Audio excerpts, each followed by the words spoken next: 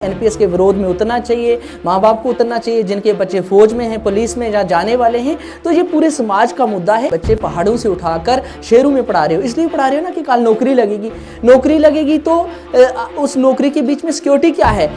इंसान की ज़िंदगी और मौत का कोई पता नहीं है। क्या पता बंदे की जॉब लगते वो 1 साल के अंदर 10 दिन के अंदर डेथ हो जाए, तो इसकी फैमिली को क्या मिलेगा? कुछ नहीं। तो हिमाचल प्रदेश में जो पेंशन स्टोर हुई है, मैं उसमें हिमाचल प्रदेश की गवर्नमेंट का धन्यवाद तो करता हूं, लेकिन उसके लिए ये कोई बोले कि गवर्नमेंट का कमाल है, तो मैं पूरी तरह से इस बात पे सहमत नहीं हूं। ये उन तमाम एम्प्लॉइज का संघर्ष है जिन्होंने लगातार कई सालों से ओल्ड पेंशन स्कीम के लिए वहाँ पे जदोजहद की, संघर्ष की, और वहाँ पे national movement for old pension scheme के स्टेट प्रेसिडेंट प्रदीप सिंह ठाकुर जी ने लगातार इवन के वहाँ की जो उस समय की गवर्नमेंट थी उसको चैलेंज किया।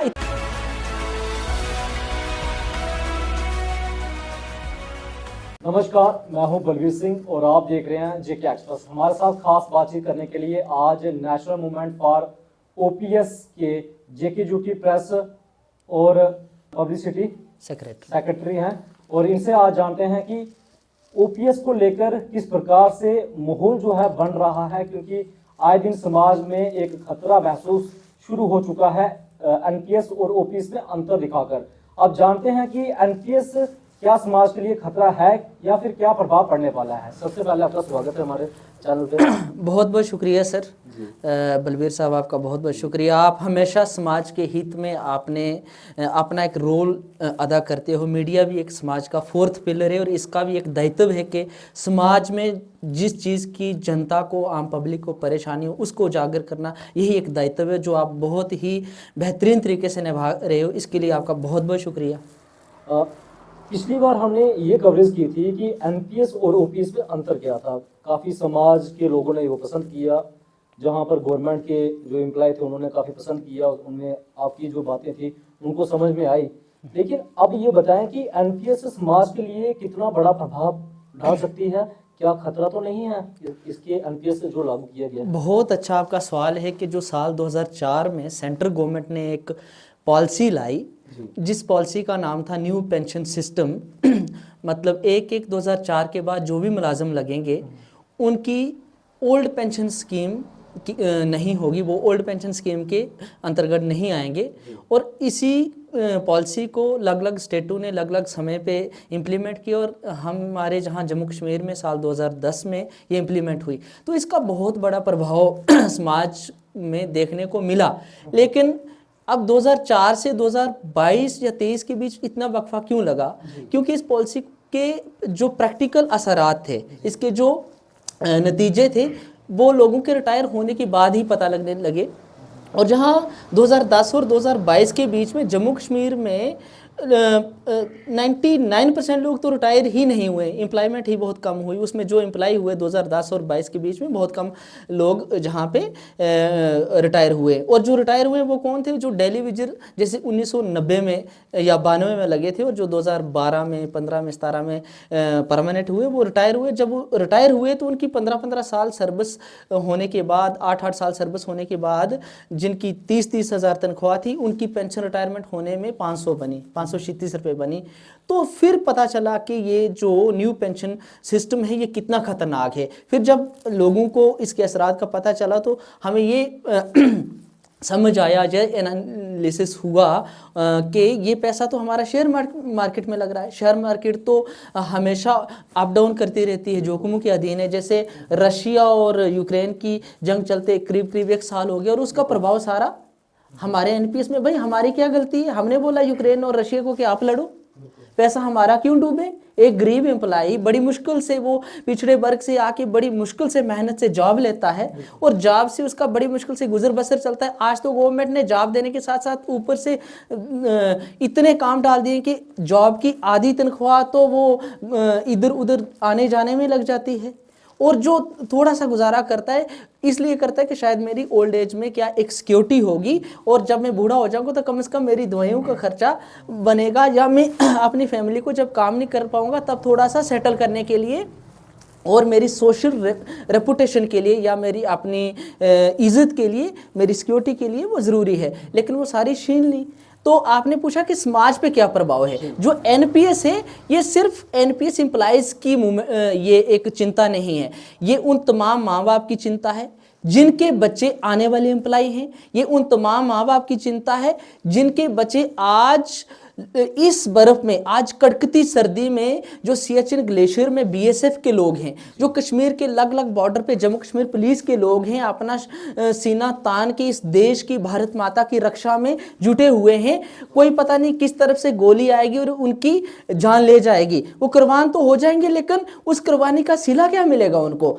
कोई किसी की 2 साल सर्विस, 5 साल सर्विस, और नहीं तो उनकी फैमिली की पेंशन होगी। SRO 43 भी आपने हटा दिया, और पीछे पेंशन में क्या मिलेगा? 200 रुपया, 500 रुपया, या तो किसी की 10 साल से कम सर्विस होगी तो वो क्वालिफाई नहीं करेगा 500 रुपये। तो क्या हम समाज में ये योगदान दे रहे हैं? ये इस समाज की चिंता है, उन तमाम रिटायर होने वाली एम्प्लॉयज़ की चिंता है जिन्होंने डेली वेजर, मैं आपको बताता हूँ कि पीडीडी के अंदर कुछ एम्प्लॉय परमानेंट हुए हैं। मैं दरमाड़ी पीडी डिवीजन की बात करता हूँ। परसों मुझे एक एम्प्लॉय मिला, बोलते कि मेरी सर्विस तो 5-6 साल टोटली हुई है जहां परमानेंट, मैं 1990 में लगा था और मैं 2 साल के बाद रिटायर हो रहा हूं, मेरी पेंशन क्या बनेगी? मैंने बोला 700-800 रुपया बनेगी।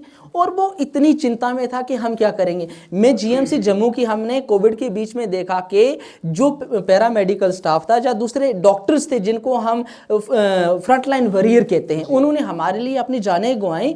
तो उधर एक एम्प्लॉय से मैं मिलता हूँ, उन्होंने बताया कि भाई मेरी परमानेंट सर्विस 7 साल हुई, लेकिन मैंने डेली वेजर में 22 साल दे दिए और मैं अगले साल रिटायर हो रहा हूँ। मैं इतनी चिंता में हूँ कि मैं अपने बच्चों को क्या दूंगा, मेरी पेंशन जब 200-500 बनेगी। तो ये एक उस हर समाज के वर्ग को सोचना है, युवा को सोचना है कि मैं ऐसी पेंशन के अंदर नहीं आना चाहता हूँ। एनपीएस के विरोध में उतरना चाहिए, माँ बाप को उतरना चाहिए जिनके बच्चे फौज में हैं, पुलिस में या जाने वाले हैं। तो ये पूरे समाज का मुद्दा है। इसलिए मैं तमाम साथियों को, इस समाज के हर एक रिस्पॉन्सिबल पर्सन को मैं ये रिक्वेस्ट करता हूँ आपके माध्यम से कि इस एनपीएस के विरोध में जागो और लड़ो। क्योंकि ऐसा, आप मुझे बताइए कि आप अपने बच्चे पहाड़ों से उठाकर शहरों में पढ़ा रहे हो, इसलिए पढ़ा रहे हो ना कि कल नौकरी लगेगी तो उस नौकरी के बीच में सिक्योरिटी क्या है? इंसान की जिंदगी और मौत का कोई पता नहीं है। क्या पता बंदे की जॉब लगते ही वो 1 साल के अंदर, 10 दिन के अंदर डेथ हो जाए, इसकी फैमिली को क्या मिलेगा? कुछ नहीं। तो ये बहुत बड़ा एक सामाजिक मुद्दा है, प्रभाव बहुत ज़्यादा पड़ सकता है, बहुत ज़्यादा प्रभाव पड़ सकता है। चलिए, लोहड़ी के पर्व पर हिमाचल प्रदेश में भी लगातार उससे पहले प्रदर्शन हो रहा था जिसमें एनपीएस के खिलाफ हो रहा था और ओपीएस की मांग थी। वहां पर कहीं ना कहीं अब जो है मांग उनकी पूरी देखने को मिली है। तो क्या कहना चाहेंगे कि क्या हिमाचल प्रदेश ऐसा प्रदेश है जिसमें इस प्रकार से कार्यक्रम हमारे प्रदेश में क्यों नहीं इम्प्लीमेंट किया जा रहा है? हिमाचल प्रदेश में जो पेंशन स्टोर हुई है, मैं उसमें हिमाचल प्रदेश की गवर्नमेंट का धन्यवाद तो करता हूं, लेकिन उसके लिए ये कोई बोले कि गवर्नमेंट का कमाल है तो मैं पूरी तरह से इस बात पे सहमत नहीं हूं। ये उन तमाम एम्प्लॉइज का संघर्ष है जिन्होंने लगातार कई सालों से ओल्ड पेंशन स्कीम के लिए वहां पे जदोजहद की, संघर्ष की, और वहां पे national movement for old pension scheme के स्टेट प्रेसिडेंट प्रदीप सिंह ठाकुर जी ने लगातार इवन के वहां की जो उस समय की गवर्नमेंट थी उसको चैलेंज किया, इतनी मुश्किलें देखी, लगातार धरने दिए, धरने पे धरने बैठे रहे, सर्दी में, गर्मी में, ये सब कुछ करने के बाद इस संघर्ष के साथ उन्होंने अपनी पेंशन को छीना है। तो ये उन एम्प्लॉय के लिए बहुत बड़ी बात है। और ये सब हमारी स्टेट के एम्प्लॉयज़ के, हमारा तो एक बाउंड्री मिलती है, उनके लिए एक संदेश है कि हमें भी हिमाचल प्रदेश के एम्प्लॉयज़ की तरह 1,36,000 एम्प्लॉय वो थे, हम भी 1.25 लाख एम्प्लॉय हैं, हम उनसे कम नहीं, हमें भी संघर्ष करना है। आप हिमाचल प्रदेश में प्राइवेट सेक्टर कितना है? हमारे जम्मू कश्मीर में तो प्राइवेट सेक्टर नहीं है, जहाँ पे गवर्नमेंट सेक्टर के लोग हैं, जहाँ पे 66,000 जो हमारे डेली वेजर्स हैं, जिनकी अगर वो परमानेंट होते हैं, होपफुली वो परमानेंट होंगे अगर, तो उनकी 2-2 साल सर्विस बचेगी परमानेंट, और 2 साल के बाद वो क्या लेंगे? अपनी ज़िंदगी के 30-30 साल लोगों की खिदमत में देके। इन सर्दियों में मैं देखता हूँ कि आज बिजली की कितनी किल्लत है, हमारी बिजली नहीं आती, हम तंग पड़ जाते हैं एक दिन। लेकिन हम ये सोचें कि इस सर्दी में वो कहाँ पे हैं, वो तारों पे, खंभों पे इस सर्दी में लगातार काम कर रहे हैं, और क्या 500 रुपया ले रहे हैं। मेरी यही मांग है कि जिस तरह से पूरे हिंदुस्तान के 5 राज्यों में national movement for old pension scheme के लगातार संघर्ष की वजह से, मेहनत की वजह से 5 राज्यों में ये पेंशन ओल्ड पेंशन स्कीम को बहाल किया गया है। हम उन तमाम जो भी जिन गवर्नमेंट ने बहाल किया है उसका हम शुक्रिया अदा करते हैं। और मैं तमाम एम्प्लॉयज़ को ये रिक्वेस्ट करता हूं कि आओ हम सब लोग छोटी छोटी बातें छोड़ के, ये मुद्दा सामाजिक मुद्दा है, हमारी सिक्योरिटी का मुद्दा है। हम अलग अलग ये सियासत की टुकड़ियां छोड़ के आओ हम एक प्लेटफॉर्म पे, national movement for old pension scheme ये कोई यूनियन नहीं है, ये एक हिंदुस्तान में मूवमेंट चल रही है। आओ आप इस मूवमेंट में जुड़िए, ये आपकी मूवमेंट है। आओ आप आगे चलो, हम पीछे चलेंगे और इसके विरोध में बोलेंगे। और मैं आपके माध्यम से प्रदीप सिंह ठाकुर जो national movement for old pension scheme के स्टेट प्रेसिडेंट है हिमाचल के, उनको मैं मुबारकबाद देना चाहता हूं।